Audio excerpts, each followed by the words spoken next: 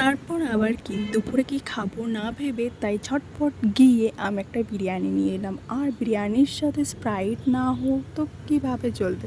তারপর আমি স্নান করে ফ্রেশ হয়ে চলে গেলাম বিরিয়ানি খেতে, কারণ বিরিয়ানি ঠান্ডা হয়ে গেলে আর ভালো লাগে না। আর আজকের দিনে একটু বাইরের খাবার না খেলে হয়, তো তারপরে খেতে না খেতে আমার একটা পার্সেল নেওয়ার ছিল, তো সেই ডেলিভারি বয় আমাকে কল করে ডাকলো। আর এটা আমার স্কিনের জন্য মানে ক্রিম ছিল। তারপর হচ্ছে দুপুরে আমি ঝটপট দুপুরে নয়, ওটা বিকেলে আমি রেডি হয়ে গিয়েছিলাম, একটু বাইরে গিয়েছিলাম, কিছু জিনিস কেনাকাটার ছিল। আর আমার রুমমেটেরও কিছু কেনাকাটার ছিল।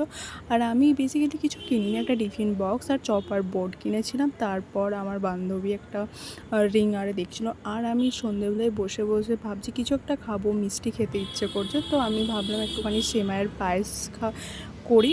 তারপরে আমার দুধ খেতে খুব ভালো লাগে, তো দুধটা দেখে আমিও একটুখানি খেলাম। তারপর সিমের পায়েস করে খুব টেস্টি বানিয়েছিলাম আমি। আর অবশ্যই আজকাল আমার রান্না করতে ভালো লাগে, তো দ্যাটস